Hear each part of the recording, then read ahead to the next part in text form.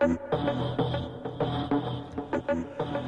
Happy New Year. Welcome to the Tony Scott Internet Show, January 5th. And we're back.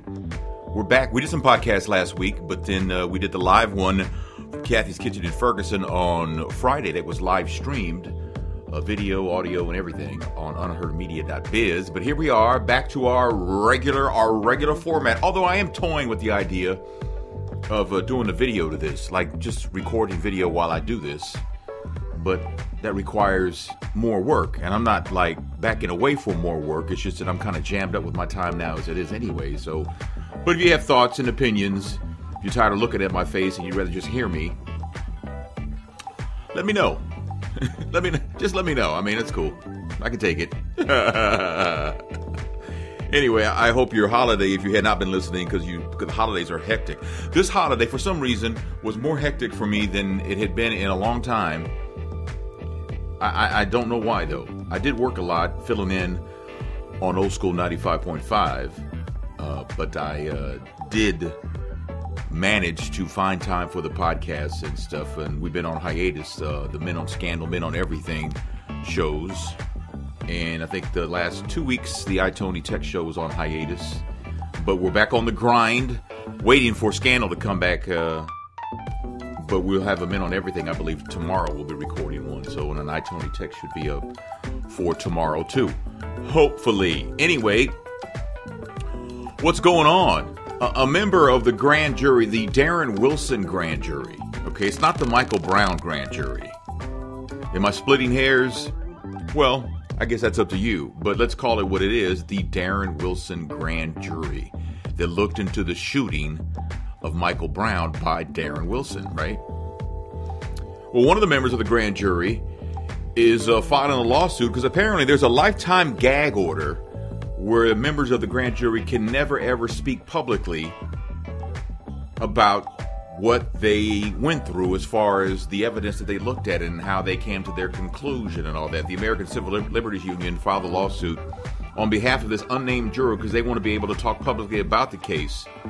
But if they do, they could face charges because of a lifetime gag order.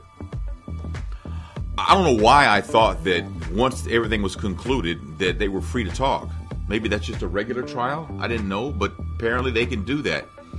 The juror says they came away with the impression that evidence was presented differently than in other cases, with the insinuation that Michael Brown and not Officer Darren Wilson was the wrongdoer. You see, that's what I've always said, is that Bob McCullough, the St. Louis County prosecutor, acted more as a lawyer for Darren Wilson than as an advocate for Michael Brown, who was shot and killed.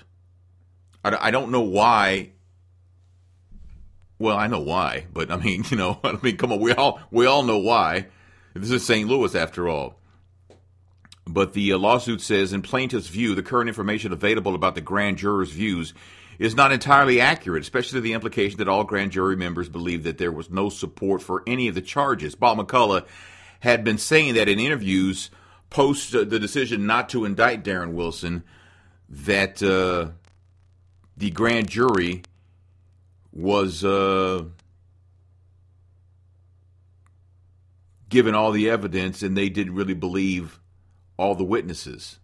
And this person is basically saying that, that's not true. So what they're saying is Bob McCullough's not being truthful about what the grand jury went through, and this particular grand juror wants to be able to speak on that to clear the air. The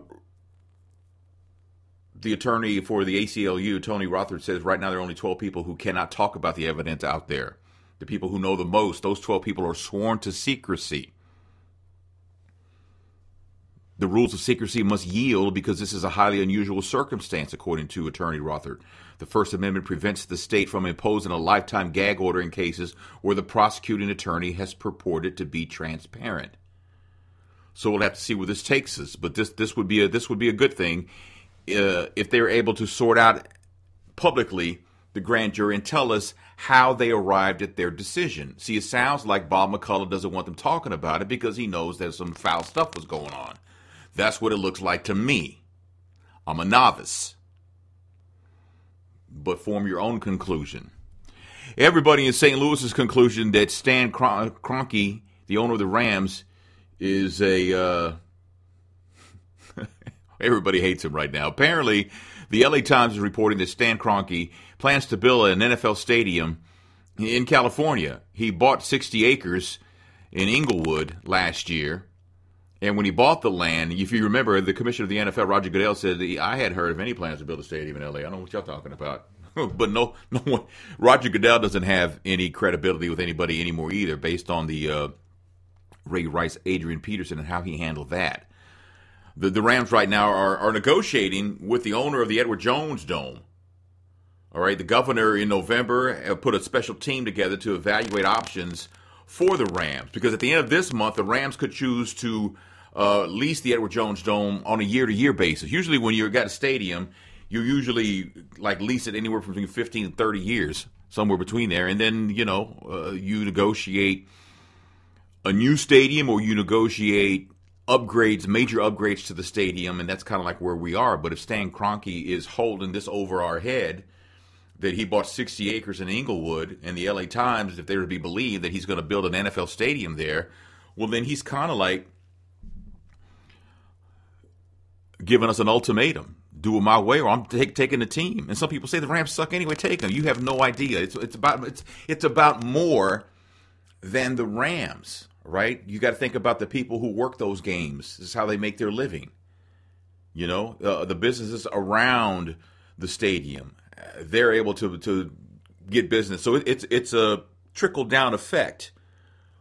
It's kind of like when the president bailed out the auto industry, and everybody says you should have let them die. You should let the auto industry crash and burn. Well, you can't do that, because you had parts houses, you had a lot of employees, the people who works for the parts houses, and the businesses that supply services to the employees of a car plant, and how, whether it be a restaurant or a convenience store or a gas station, all these things were part of that community. So to shut it down shuts down more than just the people who work at the plant. It could have been catastrophic, depending on where the plant was located. So in this case, Stan Kroenke, is he holding a gun to our head? 60 acres? What's he going to put up a ridiculous Walmart there? He's part of the Walmart family. I think his wife is a Walton, if I'm not mistaken. But, man, I don't know. Some people say, you know what? Go, man. Just go. Just go. For the love of everything, just get the hell out. Toni Braxton apparently is starting to get a little nudge over. I mean, Toni Braxton, the star of the family, but Tamar, her album Love and War, 300,000 copies. She had a few hits off of that, but she has announced there is a new single. A new album coming out in April. So far, one single from the set has been released so far. The Future featuring Aaliyah sampling Let Me Know. I think that peaked on the charts last year, didn't it? I mean, I don't know if it made it to the top, but Tamar's staying busy. That's a good thing. The story everybody's talking about is Usher. Usher put up a picture of his eye. Apparently, he caught a right hook. Now, I had said on the radio that maybe he got that bloody eye from making that Sugar Ray Leonard movie, or maybe he was training for the movie. He's supposed to be starring as that, but apparently that's not the case. Okay, his girlfriend Grace Miguel, supposedly they got engaged maybe over the holidays, but apparently Usher got into a club fight in Miami because the guy disrespected Grace. The guy was totally out of line. He wanted Usher's attention, but Usher was ignoring him. And when the guy couldn't get Usher's attention, he decided to make ugly comments about Usher's wife. I had read that he even said that Usher's wife was ugly, and he said it loud. This is when Usher somehow got through security and gave the guy a tune-up, as they say. But apparently that dude caught Usher with one, too, because Usher's eye is... But see, this is why you have security, a security detail, right? Because the security detail, he could have whispered in their ear. They had to carry that man out like he was trash and put him out the club. That'd have been the end of it right there, right? But Usher gets past everybody. How does Usher get past everybody and then get into a physical altercation with someone? I mean, you could ask, why didn't Usher just answer the man? Well, you know what? Maybe the man was being a pest. And maybe Usher already spoke to the man and said hi, maybe even signed an autograph, but maybe the guy wanted more. Maybe the guy wanted to be in the section with Usher and thought Usher could hook him up. You know, maybe he wanted to give Usher a track for a song in the future or something like that. It could have been any combination, but you don't bring up somebody's wife like that. You know, and I got to thinking back, I guess Usher's like in his 30s, isn't he? Late 20s, early 30s, I would imagine, somewhere around there. But I would imagine that, you know, back in the day, if I'd been that age and stuff, I probably would have gone to war also. You know? Now, somebody disrespects my wife, I guess it depends what they do. If they, you know, if they're just screaming words, I don't know, fighting over words. You put your hands on her, then I got to go in, and it may cost me my life. But I can't have you putting your hands on my wife like that. I cannot let that happen. Maybe that's just me being a man. Maybe it's the way we're genetically made up. I don't know. Robin Thicke spent the early part of New Year's Eve with his girlfriend, April Lovegeary. But then, you know, he wanted to party that night, going to a club and everything, you know, in Las Vegas. But she couldn't go because she ain't 21. Now, he's 37. They had dinner together at the Bazaar Meat. I don't know what that is. Some kind of restaurant in a hotel. But it was time to hit the Foxtail, the nightclub. She couldn't get in because she was too young. So she had to go home. And he kicked it until the early morning hours of January 1st. You know, Christmas Eve he spent with Paula Patton, his ex-wife, who he has a son with. Paula invited him to her Christmas Eve party so that both parents could be there with their son Julian. But the girlfriend wasn't there. His gal wasn't there, but Robin went. You know, how does somebody handle that? You know, someone's older, mature, wiser, has things in the proper perspective. We're like, yeah, go have fun with your ex-wife at the party and stuff like that. But somebody who's like not even old enough to get in a nightclub, they don't really have that mentality. So I wonder how he explained that to her. Maybe he gave her a credit card or something and says, go nuts, but I'm going to this party. But anyway, for New Year's Eve, she couldn't party with him at the stroke of midnight because she wasn't old enough.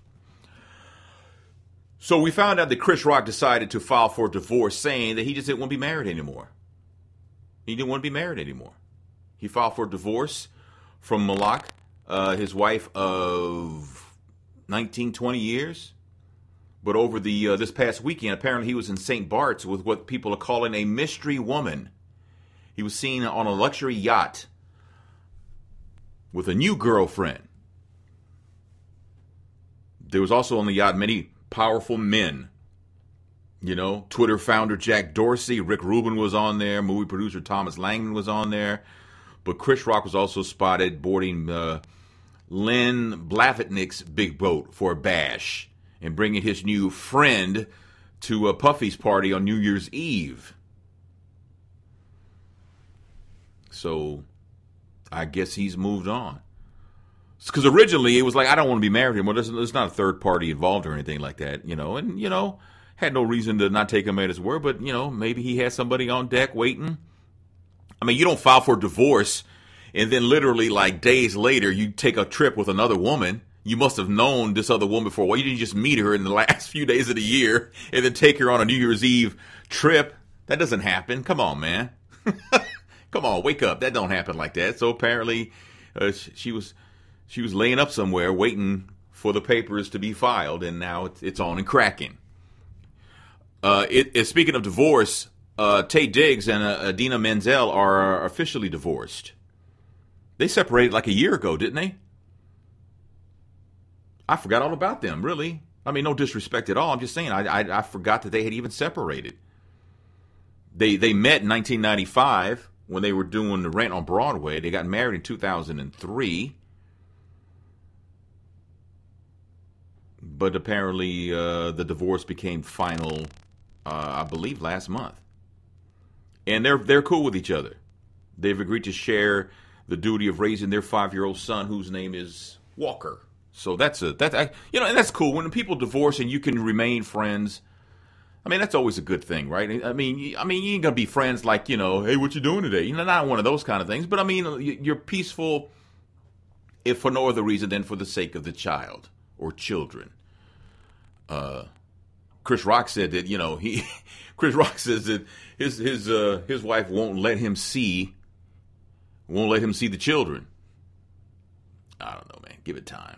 I shouldn't have to give it time. Yes, we've talked about that already. We have done that. So I was reading this morning that the Celebrity Apprentice, Donald Trump's show, which I've never watched that show. I've never really cared for Donald Trump or anything that he's associated with. I mean, God bless him. He's had great success. He doesn't need me to be a fan. I understand that. But apparently, and tell me if I'm wrong, but during the Celebrity Apprentice, this new season, and there's a lot of people whose names you would recognize. Everybody from Geraldo to Vivica to Keisha Knight Pulliam. And apparently Keisha Knight got fired. It was her responsibility to ensure that her female-driven team, which included Kenya Moore, raised more money for charity than the male opponents led by team captain Geraldo Rivera. So Bill Cosby's name was name-dropped several times, mostly by Kenya Moore. They wanted Keisha Knight Pulliam to call up Bill Cosby and ask for a donation for charity. Now, they're saying when this was filmed that this whole Bill Cosby thing hadn't reached the fever pitch, the scandal, as it has the last month or so. So they're saying, there was one or two allegations, but not the 20 plus. In the boardroom, Donald Trump took Keisha Knight Pulliam. He took it to her, man, for not calling Bill Cosby. But she says, I ain't talked to Bill Cosby. I've not talked to Bill Cosby on the phone, and I don't know how long. So for me to pick up the phone, having not talked to him for at least 5 years, except for when we run into each other for a Cosby event, I feel like that's not my place to do. But in the end, they weren't buying what she was selling, and she got fired from Celebrity Apprentice. So when you appear on Celebrity Apprentice, is that a step down if you're like a celebrity? Is that a step down? I mean, to me, it sounds like it's a step down, but I don't know. Hey, there's a man in Pennsylvania, Carlin Higgs, walked into a Pennsylvania police station. He sat on a bench and he just started smoking weed. He just sat there and just lit one up. Just started puffing away. Just puff, pass to myself. So I imagine the police were like, no way. No way. Superintendent Upper Darby, Pennsylvania, Superintendent Michael Chitwood told Philly.com, he just started puffing away. They put him in jail, and then it got ugly. They put him in jail. He took off his pants. He crapped on the floor, then smeared it on the cell walls of the jail cell. So they got him out. They took him to a mental health facility for an evaluation, and they figured it was determined he was high. Like really, really high. Not just on weed. He was charged with disorderly conduct, public drunkenness, marijuana possession, and possession of drug paraphernalia. He was high, but he had sense enough to take his pants off before he crapped on the floor. He probably took them off and folded them, maybe asked for a hanger. I thought when they put you in jail, they put you in one of those jumpsuits, man. I thought that's what they did. I guess not. I don't know, man. It's crazy. Speaking of crazy, what's going on in Oklahoma? There's a bill that would make it a crime to wear a hooded sweatshirt, a hoodie in public. You could get fined $500. Now, it's not law yet, but the new proposal would ban a person from intentionally hiding his or her identity in a public place by means of a robe, mask, or other disguise, even if the person was not involved in a crime. So basically, you could be walking down the street with a hoodie, and it's windy or raining, ladies, your hair, and you put the hoodie over your head to keep from getting your head wet. And if a cop sees you, you could get a ticket for $500. Is that what I'm saying here? The original intent of the law, and it's been a state law since the 1920s, some form of this law. This was they were trying to curb violence that the Klan was starting. This was back in the 20s. But now, they're saying, you know what? No. Senator Don Barrington, who, by the way, shocker, a Republican, Says the intent of Senate Bill 13 is to make businesses and public places safer by ensuring that people cannot conceal their identities for the purpose of crime or harassment. Similar language has been in Oklahoma statutes for decades, and numerous other states have similar laws in place. Oklahoma businesses want state leaders to be responsive to their safety concerns, and this is one way we can provide protection. You cannot regulate. If we can't have a law where people can't sag without being, and you might say, well, there's some laws. Pine Lawn has one here, or one of the suburbs of St. Louis and all that. Yeah, but if I sagged, which would be just a sad thing, I'd be a sad sagger. But if I sagged and I got a ticket in Pine Lawn, trust me, I'm hiring a lawyer and we're fighting this because there's freedom of expression, right? That's why people can, you can burn the flag if you want. You can wear the flag as a shirt. Hell, you can buy them anywhere now. Used to back in the day when I was a kid and I see somebody had a shirt that was designed like the flag, it's like, where do you get that? Because nobody knew where to get that. You can buy them anywhere now, just about, So, you can buy them on the internet. So to be able to tell people that you can't wear a hooded sweatshirt, a hoodie, is a waste of everybody's time. You're wasting time, man. Take care of the homeless people and the people who are living below the poverty level in Oklahoma, things like that. Do that. Don't waste time on hoodies. Come on, man. Really? Don't do that. We're better than that, man. We are better than that. We don't need to be told. Do we need to be told what we can and cannot wear? Probably, yeah, but no, we can't do that. Just can't do that. Short of having your boobs out, in Walmart, and I think you're all right as long as you don't show the nipples, right?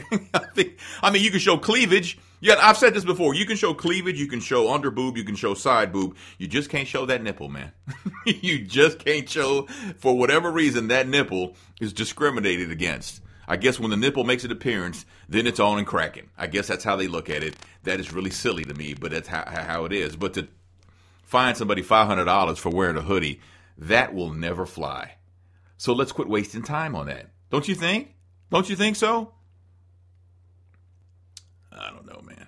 I saw the story. I didn't get a chance to read it, but I'll tell you a little bit about it. That apparently a New York City police officer turned himself in after police released a video showing a man running out of a Bronx subway station in December, a couple days before Christmas. The same man who was thought to have assaulted a subway conductor on the platform moments prior. Now, he hasn't been charged, but there are a lot of eyewitnesses, including the subway conductor. The police officer was off duty at the time, but he says he tried to get away by train after punching the conductor. The conductor's name has not been released. He says that the police officer, he didn't know he was a police officer at the time, became irate and belligerent on the platform, which she told him that he would have to wait 20 minutes for the next train because of service changes. The police officer demanded that the conductor radio the command center to find out the exact location of the next train and began to stick his cell phone in the conductor's face when she wouldn't reveal her name, as consistent with MTA policy. So apparently he put his hands on a woman. And you see, here is the thing, okay, is that, again, I don't know if this will get to a grand jury or not. I don't imagine that it would. But, until police recognize that their brethren, their sisterin, for lack of a better phrase, unless they're willing to admit that, yeah, you know what, sometimes y'all get out of pocket, whether you're in uniform or not. In most jurisdictions, police officers are really always kind of like on duty, right? Because they're always allowed to carry their gun. In some jurisdictions, they're required to always have their gun with them if you're a law enforcement officer. But until the police are willing to acknowledge that, yes, we have some foul people, then we're never going to be able to move forward with this talk about, police being held accountable for actions that cross the line, because they just don't believe that their officers, that their own brotherhood, sisterhood do this. It's just one of those things, man. And what will make you think? If you've ever been on a New York subway platform, there are cameras everywhere. There are cameras everywhere in New York anyway, but there are a lot of cameras down there in the subway. What, he didn't think it was going to pick him up or something? Would he hold up his gold shield and it reflected the light so his face couldn't be captured? I'm looking at a still photo right there. Man, they can't identify him based on that picture. It's in color. It appears to be in high definition of some sort. then if they can't figure out who that is, and I guess he figured they could because he turned himself in. So there you go. Before we wrap it up here, thoughts and prayers, and rest in peace, Stuart Scott. Stuart Scott was an ESPN anchor for 21 years, and he just kind of changed the way sports was delivered to the masses. It used to be, Cardinals win. Winning pitcher was Bob Gibson. Lou Brock stole 3 bases, and Albert Pujols hit 3 home runs. In golf, that was pretty much how it went down. But Stuart Scott, he made it hip and cool. He had his own catchphrases, and, he was always coming up with something new, not that same old stale Chris Berman, back. I mean, come on, man. He was just innovative. And he's getting a lot of props, but Stuart Scott passed away from a battle with cancer. My understanding was this cancer just would not let him live. Literally. But I mean, this cancer came back he had it once and it came back twice more. And he fought and fought and fought and fought and fought. If for no other reason than his 2 daughters, who were everything to him. And trust me, I've got 3 daughters, and they are everything to me. But Stuart Scott is going to be missed because he was enthusiastic. He knew his craft. He knew sports. And he presented it in a way that was entertaining and informative. And there ain't many people like him. I hope that he inspired a generation of journalists who want to follow in his footsteps, because the world needs more people like Stuart Scott. All right, I'll leave it right there, man. Thank you so much for listening. And if you're downloading, the downloads are up on Spreaker, and appreciate everything you do. Sharing, downloading, listening, telling people, Tony does a show where he just talks about stuff. We're planning our next Tony Scott Live, where I do my live podcast. I did one this past Friday, like I said, at Kathy's Kitchen. This one will be at a different location.